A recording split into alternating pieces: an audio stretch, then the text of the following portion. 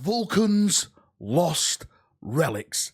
That will send a shiver up any Salamander fanboy's spine. And in today's video, we're going to take a closer look at them, because in the brand new first founding book, there's actually an image of, well, the artist depiction of Vulkan's relics, which I think is really cool, and there's a bunch of information that goes along with them about the names of the relics and stuff like that. If you're a Salamander player, you're probably going to know this already, but it's really nice to see what potentially these could look like, and of course, the fate of the lost relics and what that means if the Salamanders find them and bring back probably one of the most well-loved, well-respected, one of the greatest and most badass Primarchs, Vulkan himself. So let's jump in and let's get waffling. So in the background, I'm going to put the little bit of lore text that goes along with this, and then we'll jump to the image, and then I'll start reading off the relic. So first things first is the lore, and it says, forged in the flames of Nocturne, this piece depicts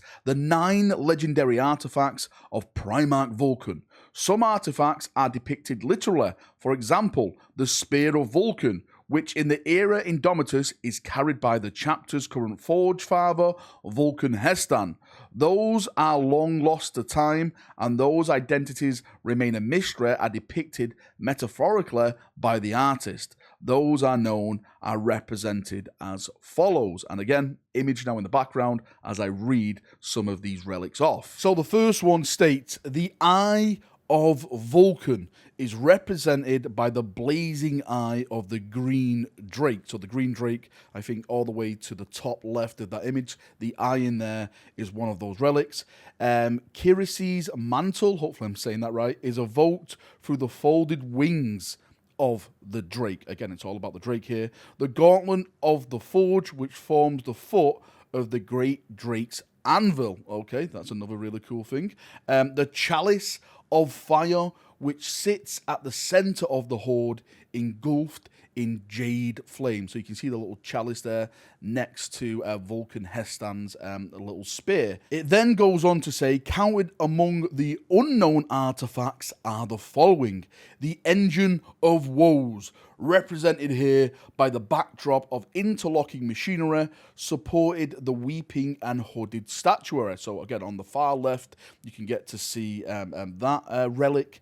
The Obsidian Chariot, almost of which nothing is known, bar the armor is said to be impregnable. So it's literally, you know, unlimited death cheats. You literally become Vulkan if you wear the armor. You can't die because nothing can pierce it. The Song of Entropy, depicted here as a great harp bearing strings of flame. You can see the harp at the bottom right of the image. The Unbound Flame, which is represented here by the great drake's fiery breath. A lot of things revolving around the drake, which of course does make sense because salamanders, drakes, and nocturne and stuff, it's literally full of them.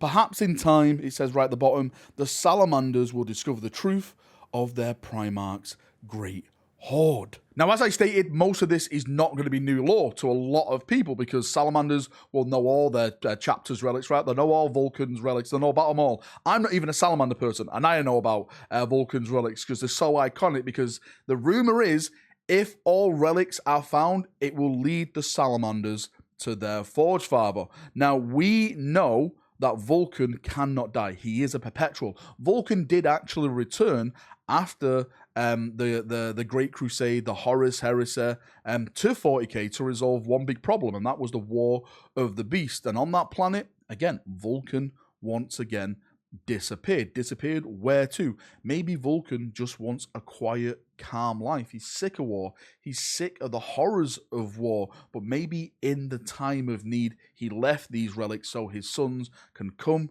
and find him, and he can do one last crusade with them, save them from the incoming darkness. I know we talked about this in the Ferris Manors video a couple of days ago, and a lot of people on that video were like, no, if you die, you should stay dead, which, again, I absolutely agree with. If you start taking away the deaths in 40k, it loses that grimdark effect. This is why I was so upset when Garviel Locum was brought back in the Horus Heresy, because the way he ended, it was such a grimdark ending, and then, boom, he's back in the next book. But I'm not here to talk about that. Vulkan, his relics, I think it's amazing. I love it.